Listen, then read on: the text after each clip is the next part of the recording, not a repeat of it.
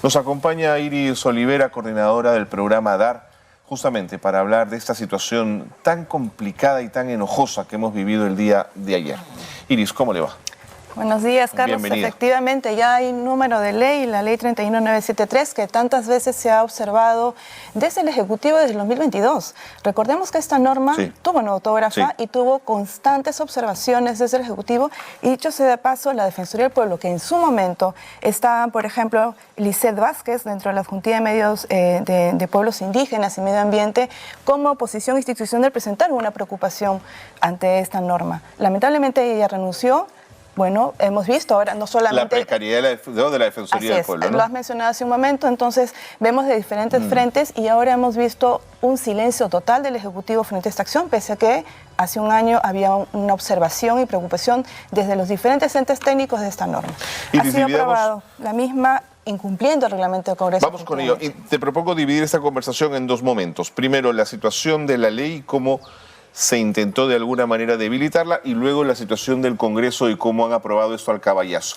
Me decías que desde el 2022 se ha intentado modificar esta norma. Así es. Hace 2 años ya esa no es una norma nueva o un incentivo nuevo, sino hace 2 años ya se había establecido las iniciativas desde la Comisión Agraria del Congreso para modificar la ley forestal. Y desde los diferentes entes técnicos presentaron sus observaciones y rechazo a la norma.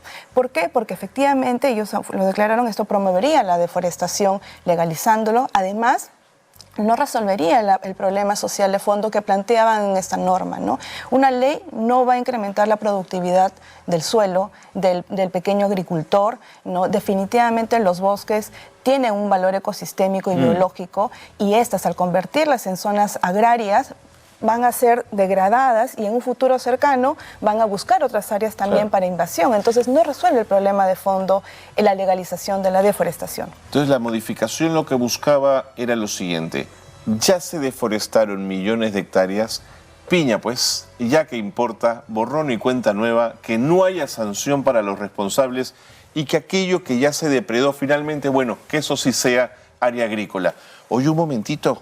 Si hay responsables de la depredación, tienen que ser sancionados y esas tierras tienen que ser recuperadas. ¿De eso hablamos, Iris? Así es. Y no solamente eso, porque la ley forestal incluso establecía incentivos para los casos de superposición, actividades agrícolas con bosque, pero con bosque, no a costa del bosque. Por ejemplo, los sistemas agroforestales, y tenemos ejemplos importantísimos de café bajo sombra, por ejemplo. Entonces, incluso hasta para acceder a la titulación, la ley forestal ya establecía incentivos en que se mantenía el bosque en pie, a pesar de ser una acción agrícola, el agricultor lo mantenía en pie y también tenía su área agrícola y podía acceder a la titulación. ¿Por qué? Porque una forma de explotación económica también tenía que ser la conservación de bosque. Ningún título de propiedad se ha otorgado bajo este enfoque de la ley forestal y, por el contrario, se ha alentado y bueno, ahora aprobado con la norma que aquella área que se deforesta, incluso un mensaje perverso, que hayas deforestado completamente esa área, que hayas puesto actividades agrícolas en esa área, le quita la capacidad del Estado de aplicar esta herramienta técnica que es la capacidad,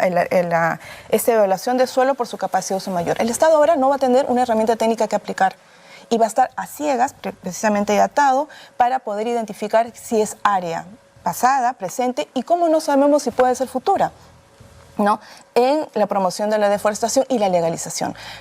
Además, la ley forestal establecía en el artículo 38 para casos donde ya estaban tituladas. Así es. Pero esta norma abre, ¿no?, aquellas futuras propuestas de titulación, ¿no?, establecidas con certificados de posesión y que también se hayan asentado para actividades agrícolas, ¿no?, de manera exclusiva y excepcionalmente son las agrícolas.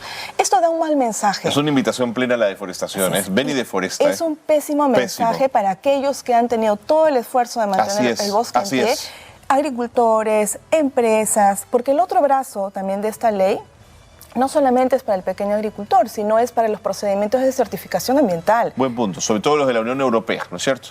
En estos casos y también los nacionales, porque esa fue la excusa presentada por CONFIEP y porque el Congreso le hizo caso a CONFIEP. 2 años atrás plantearon esta norma, el Ejecutivo no planteó alternativas para resolver el problema social, pero a pocos días de verse resuelto a la COP, ¿no? Donde se habla del tema del cambio climático, y Lima está sufriendo una ola de calor intensa, sufrimos el fenómeno del Niño, o sea, esto no es un invento, es real, la afectación al cambio climático, y el Perú, la mayor fuente de emisiones de gases de efecto invernadero, es por la deforestación. No es por el sector transportes, que es terrible, es por la deforestación. Entonces, aprobaron a pedido de CONFIEP, presentaron esta norma. Había un pedido de insistencia porque ya fue incluso rechazada en marzo del año pasado, del 2023, y el 14 de diciembre debatieron con menos de 10 minutos de debate, con 2 solamente intervenciones, y hicieron una excusa que la Unión Europea necesitaba tener esta legalización de la deforestación, lo cual es falso. De hecho, no hay una declaración Estamos usando la Unión Europea como una excusa, Iris, Así es, por supuesto, por supuesto. Entonces, el otro brazo de esta norma no solo es la exportación, porque esa es la ficticia exportación, excusa específicamente, sino también los procedimientos de certificación ambiental que están obligados todas las empresas agroindustriales a presentar. Claro. Ahora, para el ministro de Desarrollo Agrario y Riego, Manuel Benítez, él asegura que el cambio va a servir, lo pongo a tu consideración, para ordenar la agricultura de la Amazonía, que hoy abarca 2 millones de hectáreas. Bueno, el exministro, de hecho, irónicamente, este exministro estuvo en la aprobación de la ley forestal que ahora él observa, ¿no? Y además, él menciona que en ese momento esta norma no resolvió el problema social. Y lo mismo pasa ahora. Esta norma no va a resolver, como decimos, el problema social. Incluso se hace un llamado también porque como esta norma ha abierto otros frentes en certificación ambiental, en procesos de titulación, de saneamiento físico legal, y no solamente con el área de la establecimiento del cambio de uso de suelo. De hecho, esta disposición complementaria, final agregada, es completamente distinta y contraria al enfoque de la ley forestal. Totalmente. Ahora, lo que no termina de entender cierto sector de la política o de los empresarios, o si lo entienden y se hacen los desentendidos, es que el gran valor del bosque es tenerlo en pie, Iris. ¿No es cierto?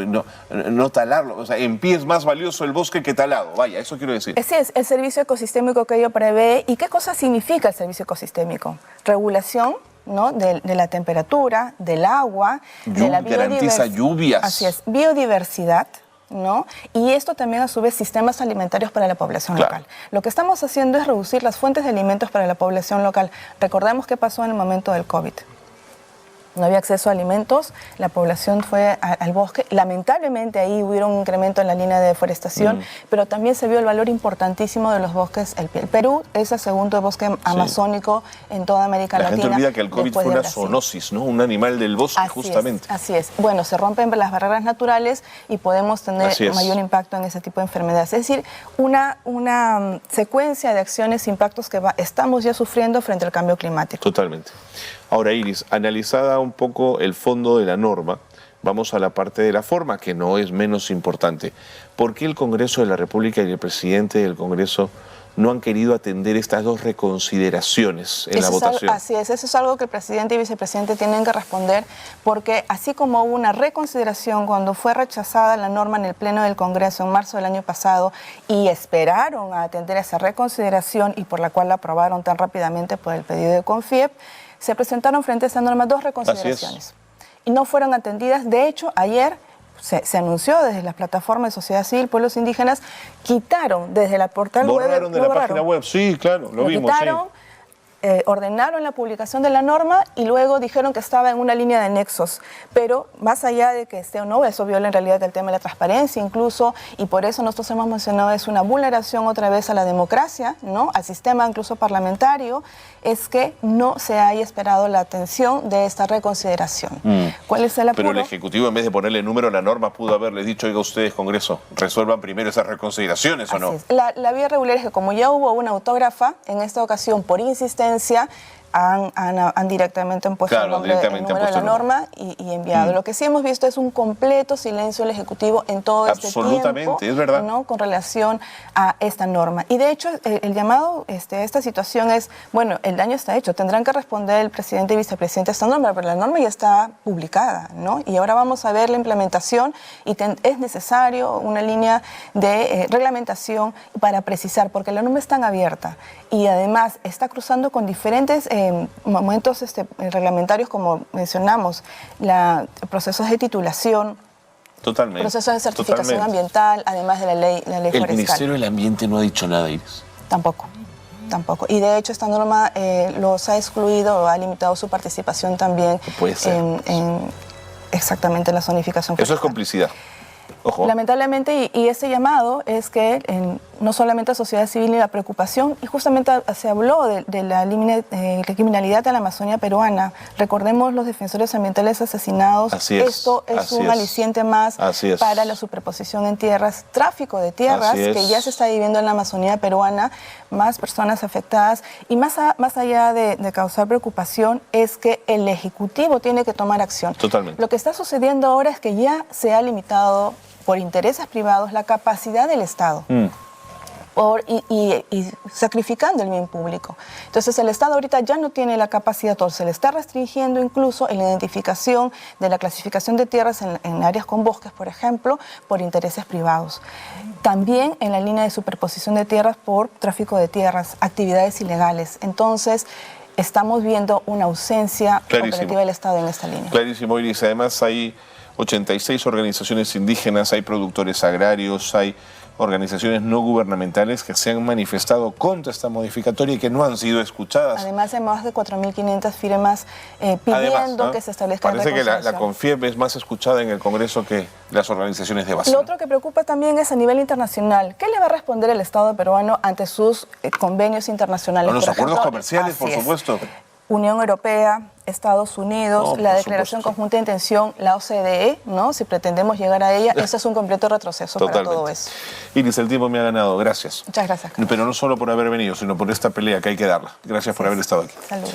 Iris Olivera es coordinadora del programa DAR y ha estado con nosotros contándonos las complejidades de la modificación de esta ley forestal, que si no tiene intereses detrás, que creo que los tiene y alguien está ahí detrás empujando este asunto, por lo menos hay un desconocimiento profundo de la necesidad de tener un bosque en pie, que es la verdadera garantía de un desarrollo y de una riqueza en la Amazonía que hay que cautelar. Vámonos a una pausa. Seguimos con más en Nativa.